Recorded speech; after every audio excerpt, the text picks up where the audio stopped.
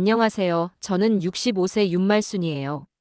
남편 마제덕과 함께 은퇴 후 조용히 살고 싶어 상가주택을 장만했어요. 저희 부부는 3층에서 살고 아들 도영이는 결혼 후 며느리 소율이랑 4층에서 지내고 있어요. 아들은 공무원이어서 큰돈을 벌진 못해도 생활이 안정적이에요. 며느리는 원래 중소기업에 다니다가 손녀 이든이를 낳고 전업주부가 되었지요. 처음엔 육아가 힘들다고 하길래 도와주려고 했는데 며느리는 저만의 방식으로 키울게요라며 단호했어요. 그래, 요즘 애들은 자기들만의 방식이 있겠거니 하고 우리도 신경을 덜 쓰고 지냈어요. 그날은 늦은 밤이었어요. 새벽 3시쯤 목이 말라 물을 한 잔 따러 거실로 나왔어요. 그런데 위층에서 이상한 소리가 들려왔어요. 야, 너 때문에 죽었잖아. 키 좀 빨리 줘. 나는 순간 귀를 의심했어요. 우리 집 천장 바로 위, 그러니까 며느리 방에서 들리는 소리였거든요. 나는 한숨을 푹 쉬고 옆에서 곤히 자고 있는 남편을 흔들었어요. 여보, 저거 또 시작이네. 가영이 저거 요즘 매일 밤마다 저러는 거 알아? 응, 뭐가? 남편은 졸린 눈을 비비며 천장을 올려다봤어요. 당신은 잠귀가 어두우니까 몰랐을 수도 있겠네. 요 며칠 계속 저래. 밤마다 소리 지르면서 뭐라고 하는데 들어보면 다 게임하는 소리야. 뭐, 새벽 3시에 게임을 한다고? 남편이 벽시계를 힐끗 보더니 더 깊은 한숨을 내쉬었어요. 아니, 아무리 요즘 애들이 게임을 좋아한다지만, 애 키우는 엄마가 한밤중에 저러고 있으면 어쩌자는 거야? 애는 자고 있는 거 맞아? 나도 그게 걱정이지. 한밤중에 저렇게 떠들어대는데 이든이가 제대로 잘 수나 있겠어? 아들은, 도영이는 모르나? 글쎄, 걔도 요즘 야근이 많아서 피곤하다고 하더라고. 집에 들어오면 밥 먹고 바로 뻗는데 그러니 저게 저러는 줄도 모를걸? 우리는 아무 말 없이 한참을 위층을 올려다봤어요. 그런데도 며느리의 고함 소리는 멈추질 않았어요. 빨리빨리 움직이랬잖아. 아, 답답해 진짜? 새벽 3시에 게임이라니 도대체 저게 무슨 짓인가 싶었어요. 낮에 애 보는 것도 힘들 텐데 밤새 저러고 있으면 도대체 어떻게 생활하는지 궁금했어요. 아침에 올라가서 한마디 해야겠네. 일단 두고 보자. 괜히 이야기 꺼냈다가 불편한 상황 만들면 안 되니까. 그래도 이건 좀 심하잖아. 저렇게 소리 지르고 있는데 애는 어떻게 하고 있는지 모르겠어. 우리야 뭐, 참고 지낸다고 쳐도 이든이가 문제지. 손녀가 밤마다 저 소리를 듣고 제대로 클 수 있을까 싶다. 그때는 몰랐어요. 저 새벽의 소리가 앞으로 우리 가족을 어디까지 끌고 갈지, 얼마나 큰 사건으로 번질지 말이에요. 나는 손녀 이든이를 돌보러 가끔 4층에 올라갔어요. 아무리 며느리가 제가 알아서 할게요라고 해도 애 키우는 게 어디 혼자 힘으로만 되는 일이겠어요? 특히 이든이가 요즘 들어 자꾸 칭얼거린다는 게 마음에 걸려서 얼굴도 볼 겸 올라갔지요. 그날도 마찬가지였어요. 점심 준비를 하다가 문득 이든이는 밥 잘 먹고 있을까? 하는 생각이 들었어요. 요즘 애들은 성장기에 신경 써서 먹여야 한다고 하던데 며느리가 그걸 잘 챙기고 있을지 걱정이 되더라고요. 그래서 앞치마만 벗고 위층으로 올라갔어요. 소율아, 나야. 문 좀 열어봐. 초인종을 눌렀어요. 그런데 안에서 아무런 인기척이 없었어요. 소율아, 안에 있지? 이든이 낮잠 자. 나는 다시 문을 두드렸어요. 그런데 여전히 대답이 없었어요. 순간 불안한 생각이 스쳐 지나갔어요. 혹시 몸이 안 좋아서 누워 있는 건 아닐까? 이든이가 갑자기 열이라도 난 건가?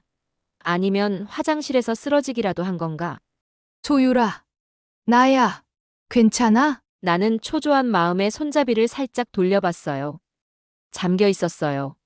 뭔가 이상했어요. 그러다 열린 창문 틈으로 익숙한 소리가 들려왔어요.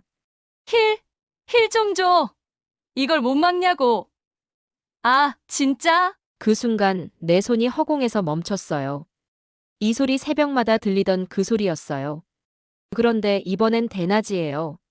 그것도 이든이를 혼자 둔 채로 게임을 하고 있는 건가? 아니, 저것 봐라. 애는 어쩌고 또 게임이야? 가슴이 철렁 내려앉았어요. 순간 속에서 열불이 확 올라왔어요. 소율아, 문 좀 열어봐. 나 좀 보자. 나는 이번엔 주먹으로 문을 세게 두드렸어요. 그런데도 안에서는 아무런 반응이 없었어요. 전화라도 해보자 싶어 휴대폰을 꺼내 전화를 걸었어요. 신호는 가는데 받질 않았어요. 이게 대체 뭐야? 나는 문 앞에 서서 한참을 고민했어요. 대체 애는 지금 어디 있는 걸까? 혼자 잘 놀고 있긴 한 걸까? 아니, 울고 있는 건 아닐까? 속이 바짝바짝 타들어갔어요. 이거 그냥 넘어갈 일이 아닌데.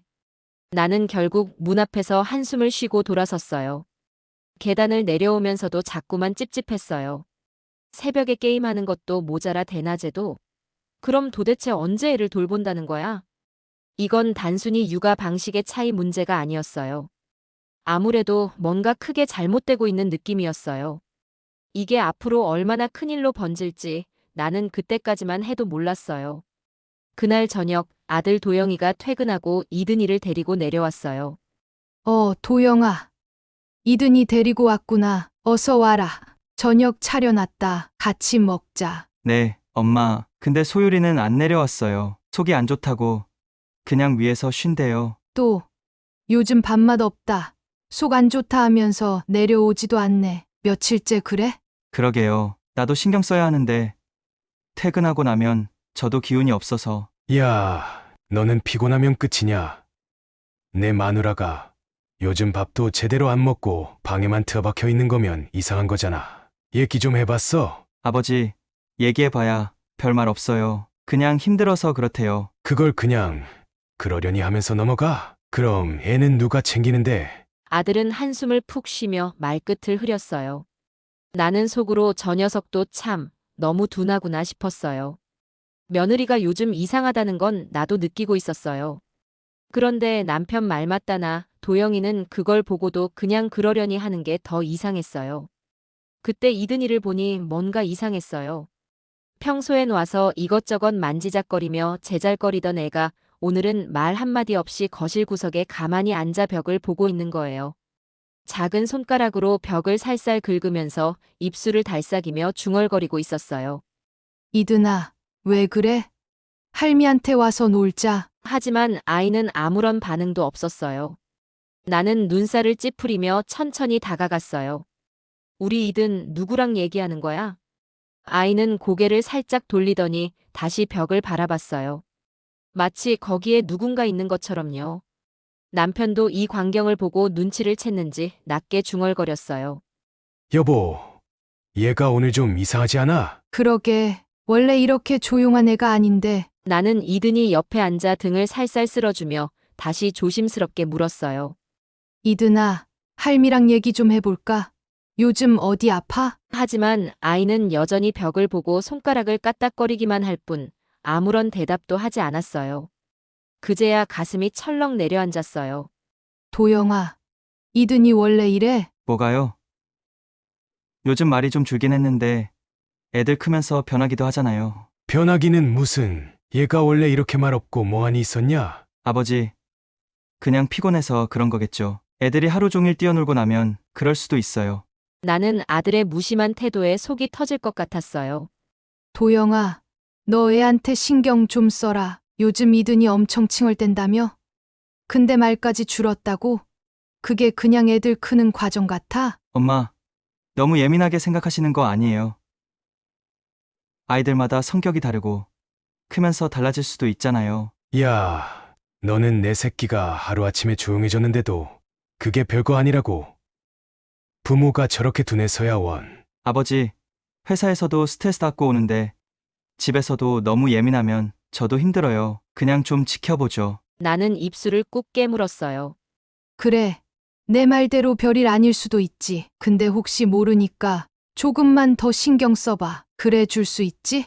네, 엄마 알겠어요. 나는 씁쓸한 마음을 안고 이든을 바라봤어요. 우리 손녀가 무슨 일이 있어도 밝게 자랐으면 좋겠는데 요즘 들어 자꾸만 불길한 기분이 들었어요. 그때까지만 해도 나는 정말 아무것도 몰랐어요.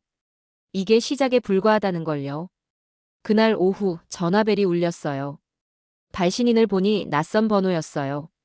요즘 스팸 전화도 많아 받을까 말까 망설였지만 혹시 몰라 전화를 받았어요. 여보세요? 안녕하세요, 할머님. 저는 이든이가 다니는 유치원의 담임 선생님, 고유빈입니다. 나는 순간 가슴이 철렁 내려앉았어요. 유치원에서 전화가 오는 일이란 보통 좋지 않은 경우가 많잖아요. 선생님, 무슨 일이세요? 마이든이가 혹시 어디 다쳤나요? 아, 그런 건 아니고요. 다름이 아니라 제가 이든이 어머님께 몇 번 연락을 드렸는데 전화를 받지 않으시더라고요. 그래서 혹시 할머님께 말씀드리면 전달이 될까 해서요. 며느리가 바빠서 그랬나 보네요. 무슨 일이신지 말씀해 보세요. 고유빈 선생님의 목소리가 조심스러웠어요. 할머님, 요즘 이든이가 또래 아이들과 잘 어울리지 못하고 놀이 중에도 종종 혼자 멍하게 있는 모습을 보여요. 나는 순간 당황했어요. 아이가 좀 소극적이긴 한데 심각한 건가요? 아직은 단정 짓긴 어렵지만 예전과 달리 아이가 전반적으로 기운이 없고 친구들이 다 같이 뛰어놀 때도 혼자 멀찍이 떨어져 있는 경우가 많아요. 장난감을 주면 가만히 만지작거리기만 하고 말을 걸어도 반응이 늦어요. 나는 가슴이 철렁 내려앉았어요. 우리 손녀가 그렇게까지 했어요? 네. 그래서 조금 더 지켜보긴 해야 하지만 혹시 집에서 스트레스를 받거나 방치되는 일이 있지는 않나요? 나는 순간 할 말을 잃었어요. 집에서 스트레스? 망치? 머릿속이 복잡해졌어요. 요즘 며느리가 이상할 정도로 방에만 틀어박혀 있고 밤이면 새벽까지 게임을 한다는 걸 알고 있었어요. 그리고 얼마 전 문을 두드려도 나오지 않던 그날도 떠올랐어요. 설마 소율이가 애를 제대로 못 보고 있는 건 아닐까? 나는 애써 침착한 척하며 선생님께 말했어요. 요즘 애들이 다들 좀 조용하지 않나요? 이든이도 그냥 원래 성격이 그런 걸 수도 있죠. 할머님, 물론 아이들마다 성격 차이는 있지만 이든이는 원래 밝고 활발한 아이였잖아요. 그런데 요즘 들어 눈빛도 초점이 흐리고 자꾸 어른 눈치를 보는 것 같아요. 그런 변화가 보일 때는 반드시 이유가 있어요. 나는 그 말을 듣고 온몸이 굳었어요. 어른 눈치를 본다? 이건 단순히 성격 문제나 발달 과정이 아니라는 뜻이었어요. 그럼 선생님 보시기에 우리 이든이가 많이 힘들어 보이나요? 솔직히 말씀드리면, 네, 저는 아이가 뭔가를 참고 있는 것 같아요. 혹시 집에서 크게 혼나거나 엄마 아빠가 바빠서 혼자 있는 시간이 많진 않은지 확인해 보시는 게 좋을 것 같아요. 나는 아무 대답도 하지 못했어요. 마이든이는 불과 얼마 전까지만 해도 우리 집에 오면 제잘제잘 떠들면서 장난감도 가지고 놀고 할미 할아버지랑 손잡고 산책 가는 것도 좋아하던 애였어요. 그런데 이제는 유치원에서조차 가만히 웅크리고 혼자 있는다는 거잖아요. 네, 선생님. 제가 아들한테도 꼭 말해서 알아보도록 할게요. 걱정 끼쳐드려서 죄송해요. 아닙니다, 할머님. 이든이가 예전처럼 활발하게 지낼 수 있도록 저희도 잘 신경 써보겠습니다. 혹시 변화가 있으면 꼭 말씀해 주세요. 나는 전화를 끊고도 한참 동안 멍하니 서 있었어요. 어쩌면, 아니 거의 확실히 이 모든 게 며느리의 게임과 관련이 있는 것 같았어요. 그럼 이든이는 도대체 얼마나 오랫동안 혼자 있었던 걸까? 며느리는 대체 아이를 어떻게 키우고 있는 걸까? 내 손은 저도 모르게 덜덜 떨리고 있었어요. 이제는 가만히 있을 때가 아닌 것 같았어요. 이 문제 어떻게든 바로잡아야겠다는 생각이 들었어요. 유치원 선생님과의 통화를 끝낸 후에도 나는 한참 동안 멍하니 서 있었어요. 가슴이 답답하고 속이 울렁거렸어요. 이든이가 혼자 방치되고 있다는 게 점점 확실해지는 것 같았어요. 남편과도 이야기를 나눴지요. 이거 그냥 넘어가면 안 될 것 같아. 나도 그렇게 생각해. 우리만 속 끓이고 있을 게 아니라 도영이한테 말해서 확실하게 알아봐야겠어. 그날 저녁 아들이 퇴근하자 남편이 바로 말을 꺼냈어요. 도영아, 너 요즘 내 마누라가 밤마다 게임하는 거 아니야? 아들은 젓가락을 들던 손을 멈추더니 고개를 갸웃했어요. 아니요. 인터넷으로 필요한 생필품 쇼핑하고 가끔 게임은 하는 것 같아요. 근데 뭐, 그 정도는 취미로 하는 거니까 따로 말하진 않았어요. 나는 순간 귀를 의심했어요. 이 녀석이 정말 아무것도 모르는 건가? 아니면 알고도 모른 척하는 건가? 도영아, 너 집에 있을 땐 소율이가 어때? 조용하지? 네. 그렇긴 하죠. 저녁 먹고 나면 보통 쉬는 편이에요. 애랑 놀아주고 청소도 하고 그러던데요. 그게 문제다. 내가 있을 때만 그런 거야. 내가 없을 땐 새벽까지 게임하고, 낮에도 애한텐 신경도 안 쓰고 게임에만 빠져 있더라. 아들은 순간 말문이 막힌 듯 했어요. 그럴 리가 없는데요. 낮에는 이든이랑 잘 놀아주고 있다고 들었는데. 나는 한숨을 푹 쉬었어요. 너는 소율이 말만 믿고 있지? 내가 본 게 아니라 아들은 대답을 못하고 멍하니 우리를 바라봤어요. 오늘 유치원에서 전화 왔다. 이든이가 요즘 유치원에서도 애들이랑 잘 어울리지 않고 수업 중에도 멍하니 있는 경우가 많대. 뭐라고요? 장난감을 줘도 그냥 만지작거리기만 하고, 말을 걸어도 반응이 늦다더라. 선생님 말이 이든이가 어른 눈치를 보는 것 같다고 했어. 아들은 눈이 커지더니 숟가락을 내려놓았어요. 진짜 그런 거예요? 그래, 유치원 선생님이 그냥 하는 말이겠냐? 그게 무슨 뜻인지 알겠어? 아들은 깊이 한숨을 쉬었어요. 몰랐어요. 그런 일이 있는 줄은 전혀 몰랐어요. 내가 모르는 게 이상한 거야. 내 마누라가 애를 제대로 못 보고 있는 건 아닌지 확인해 봐야 하는 거 아니냐. 나는 더는 참을 수가 없었어요.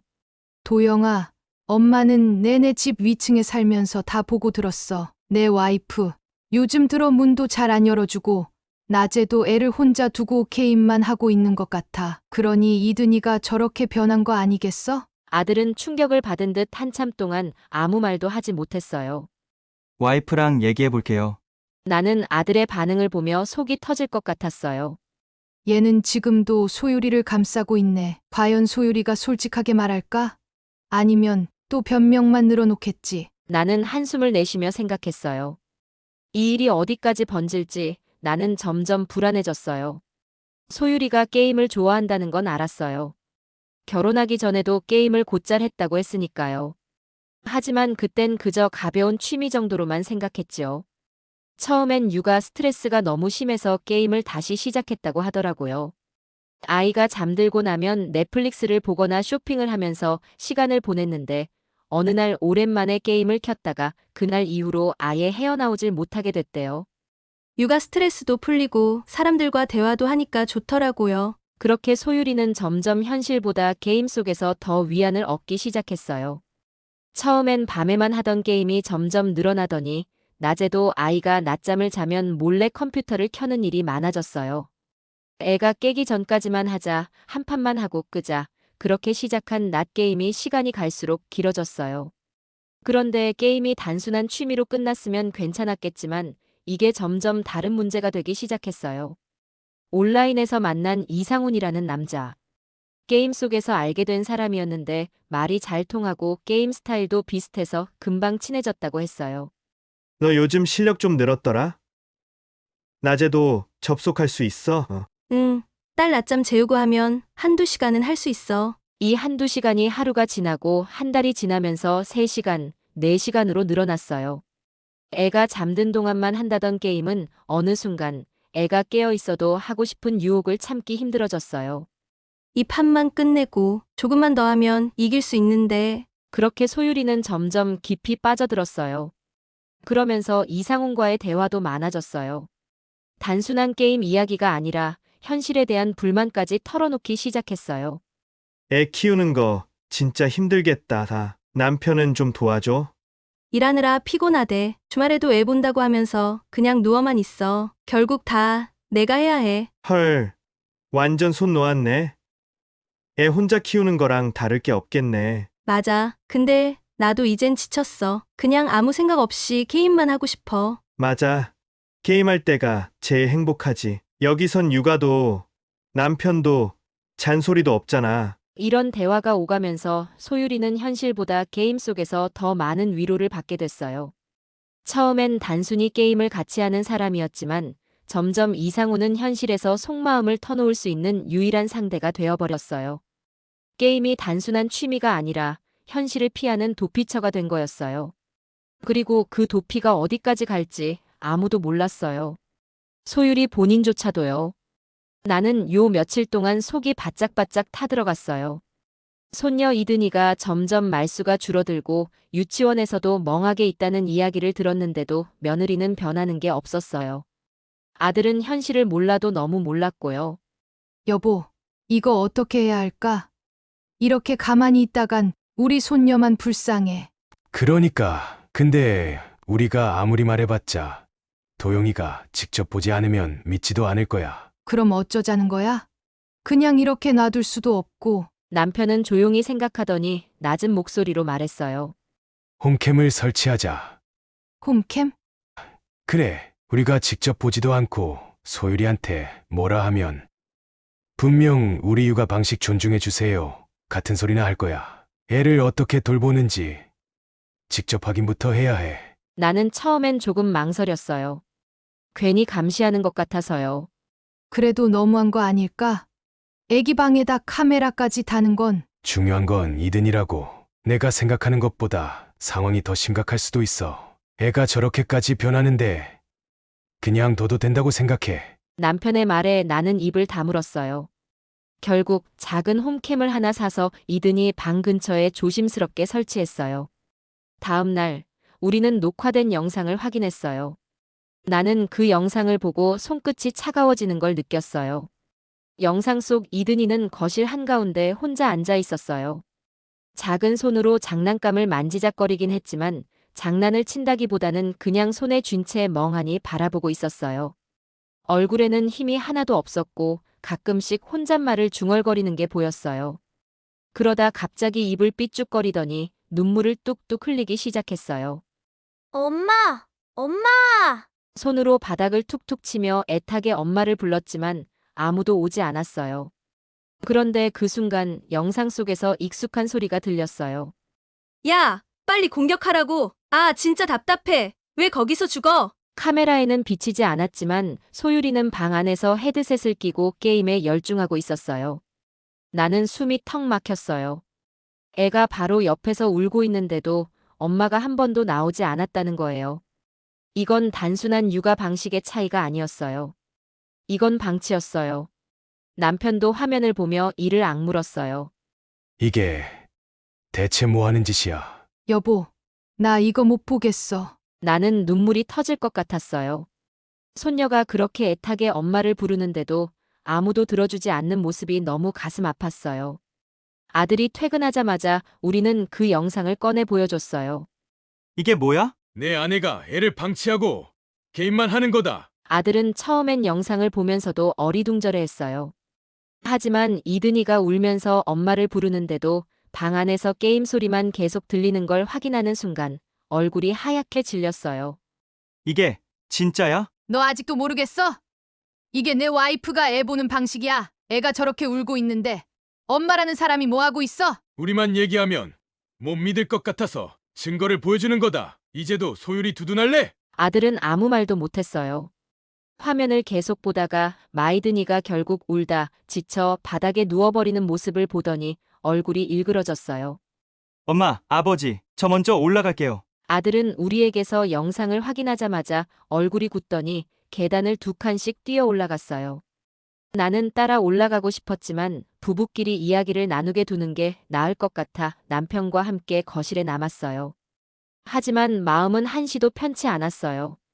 위층에서 현관문이 쾅 닫히는 소리가 들리더니 곧 아들의 격앙된 목소리가 들려왔어요. 배소율, 이게 뭐야? 너 낮에도 게임했어? 며느리는 순간 당황한 듯 했지만 금세 아무렇지 않은 목소리로 대꾸했어요. 뭐? 아, 그냥 스트레스 좀 풀려고 한 거지. 애가 하루 종일 울고 있던데. 애들은 원래 운다니까. 무슨 큰일이라도 난 것처럼 그러네. 그 말에 아들의 목소리가 더 높아졌어요. 뭐? 원래 운다고?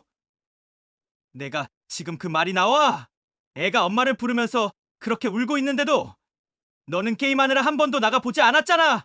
그건 내가 너무 피곤해서 그랬어. 어쩌다 한번 그런 거 가지고 왜 이렇게 난리야? 어쩌다 한 번.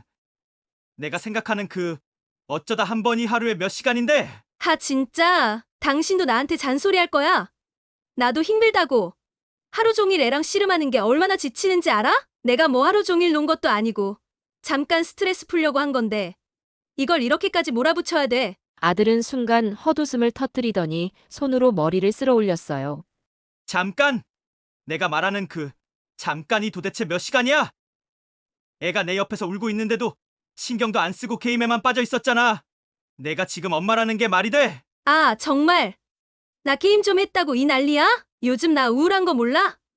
당신이 집에서 애 좀 더 봐줬으면 내가 이렇게까지 안 됐겠지. 너는 지금 이게 다 내 탓이라는 거야? 배소율은 그제야 말문이 막힌 듯 했어요. 아들은 깊은 한숨을 쉬더니 이대로 대화가 안 통할 거라고 판단한 듯 핸드폰을 꺼내 들었어요. 됐어. 나 어머님한테 전화해 볼 거야. 대체 내가 원래 어떤 사람이었는지 직접 물어보지. 배소율은 아들이 전화를 걸자 화를 내면서도 불안한 기색이 역력했어요. 그리고 몇 초 후 배소율의 어머니가 전화를 받았어요. 어머, 도영아? 웬일이니? 어머님, 혹시 소율이가 원래 게임을 그렇게 좋아했어요? 어머, 아니야. 소율이는 착하고 살림도 잘했는데. 혹시 요즘 힘들어서 그러는 거 아니야? 아들은 한숨을 내쉬며 다시 물었어요. 어머님, 소율이가 요즘 하루 종일 게임만 해요. 이든이는 혼자 울면서 엄마를 찾고 있고요. 그런데도 소율이는 그 소리를 들으면서도 게임하느라 거실에도 안 나오고 있더라고요. 저는 이게 너무 충격적이어서 여쭤보는 거예요. 아이고, 그게 사실이니?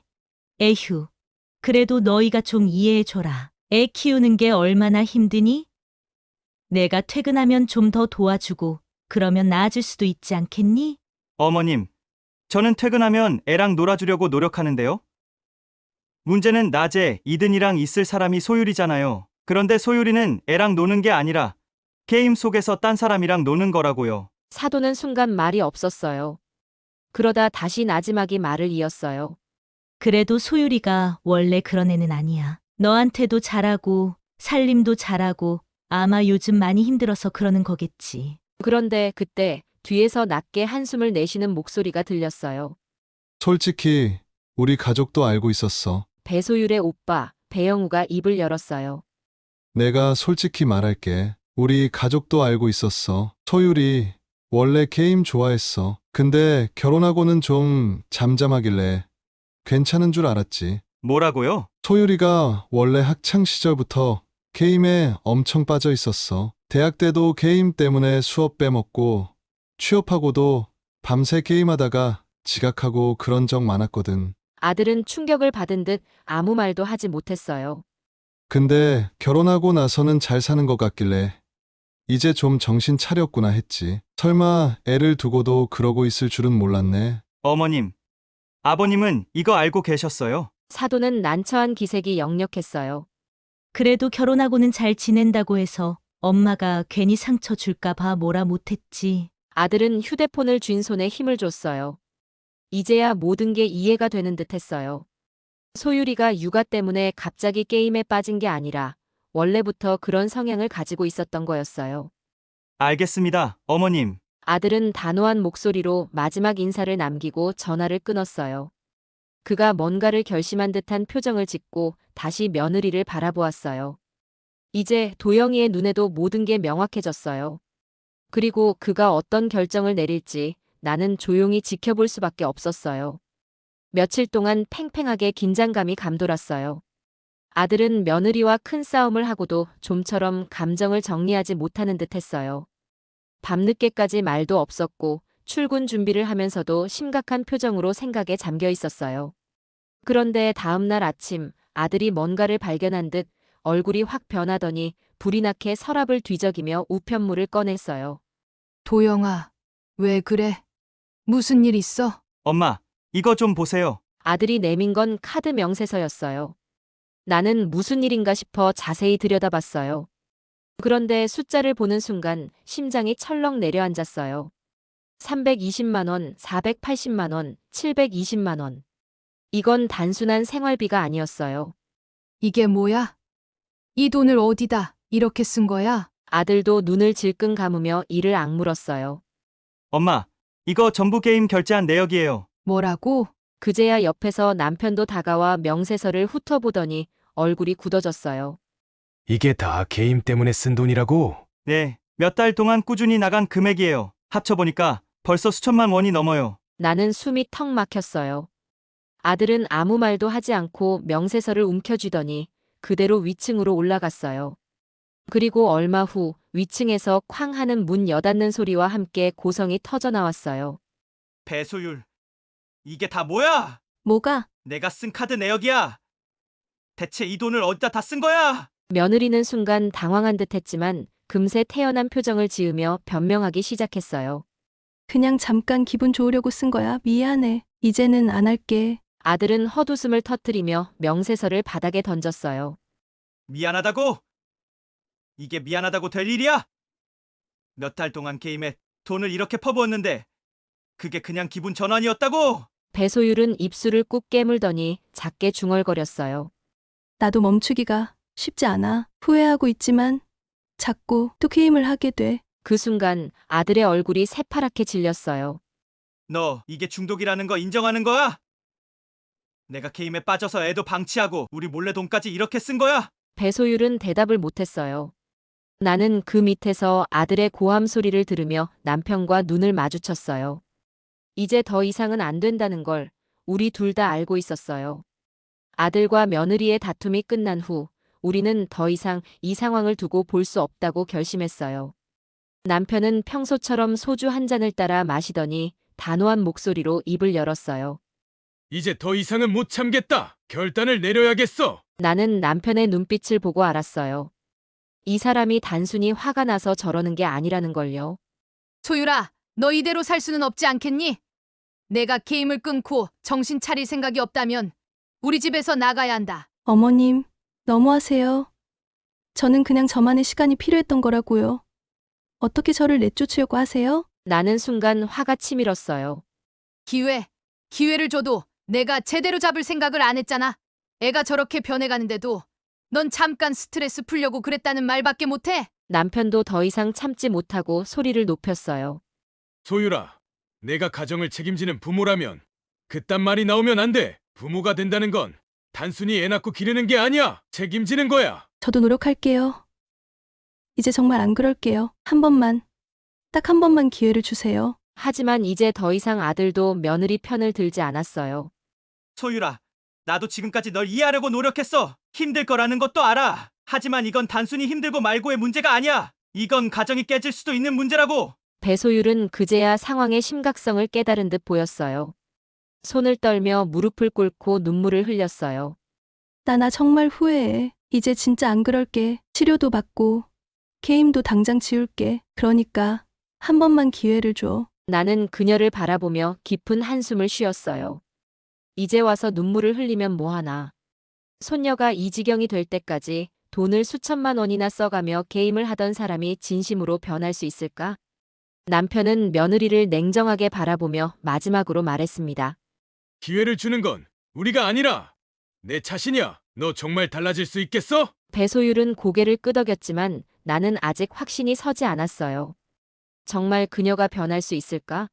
아니면 또다시 같은 실수를 반복할까?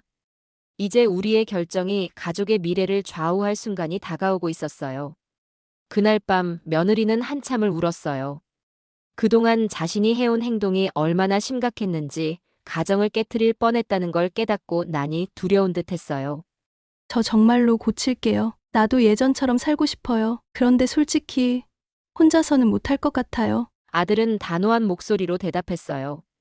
혼자 못하면 전문가의 도움을 받아야지. 정신과 상담부터 받자. 배소율은 처음엔 주저했어요. 정신과 상담을 받는다는 게 자존심 상하는 일처럼 느껴졌겠죠. 하지만 남편이 한마디 던졌어요. 이건 내 체면이 문제가 아니야. 내가 정말 가족을 지키고 싶다면 변해야 해. 그제야 며느리는 무겁게 고개를 끄덕였어요. 그렇게 해서 결국 정신과 상담을 받기로 했어요.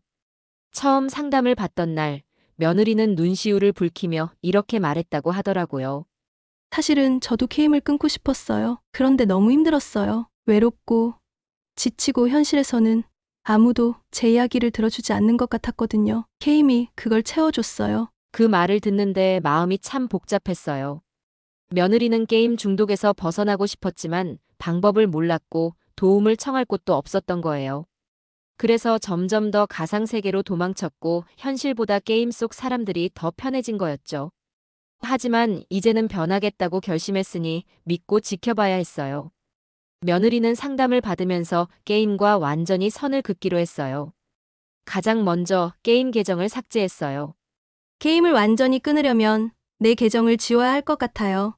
그래. 다시 시작할 수 있다는 가능성을 남겨두면 결국 또 하게 될 거야. 며느리는 무겁게 한숨을 쉬고 몇 년 동안 애정을 쏟았던 계정을 삭제했어요. 그리고 게임 친구였던 이상훈과도 연락을 끊었어요. 나 이제 게임 안 해. 연락하지 마. 에이, 그렇게까지 할 필요 있나?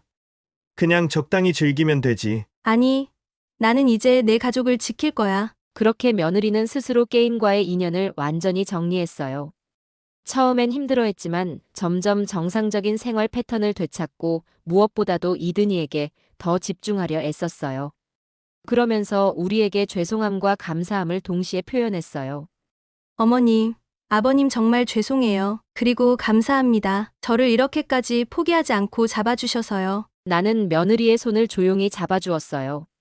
너도 고생 많았어. 우리 이든이 위해서라도 이제 다시 제대로 살아보자. 그제야 며느리는 환하게 웃었어요. 며느리는 게임을 끊고 육아에 집중하려고 노력했어요. 이든이에게 그동안 잘해주지 못했던 만큼 더 많이 안아주고 말을 걸고 함께 시간을 보내려 애썼어요. 이든아, 엄마가 많이 사랑하는 거 알지? 이든이도 처음에는 어색해했지만 시간이 지나자 다시 엄마 품을 찾기 시작했어요.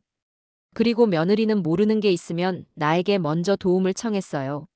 어머님, 이든이가 요즘 편식을 심하게 하는데 어떻게 하면 좋을까요? 어릴 때는 식습관이 중요해. 너무 강요하면 안 먹을 수도 있으니까 먹기 쉽게 조리해주고 같이 먹으면서 흥미를 끌어주는 게 좋아. 이렇게 묻고 배우면서 며느리도 점점 엄마로서 성장해가는 게 보였어요. 한때는 나는 아들이 며느리와 헤어지는 게 낫다고 생각했어요. 그런데 이제는 오히려 며느리가 잘 살길 바라고 응원하고 있어요. 이든이도 밝아졌어요. 예전처럼 혼자 웅크려 있지 않고 눈을 마주치면서 까르르 웃고 장난을 치고 활발하게 뛰어놀기 시작했어요. 그 모습을 보면서 나는 마음 깊이 안도했어요. 이렇게 가족이 한번 무너질 뻔했지만 다시 일어설 수도 있다는 걸 깨달았어요. 나는 여러분께도 말씀드리고 싶어요. 가족의 어려움을 외면하지 마세요. 문제가 보이면 피하지 말고 함께 해결하려고 노력하세요. 가족이기에 더 힘들고 가족이기에 더 상처도 받지만 결국 가족이기 때문에 다시 일어설 수도 있는 거예요. 저는 그렇게 믿고 있어요. 여러분도 여러분의 가족과 함께 행복하시길 바랍니다. 제 사연 들어주셔서 감사합니다.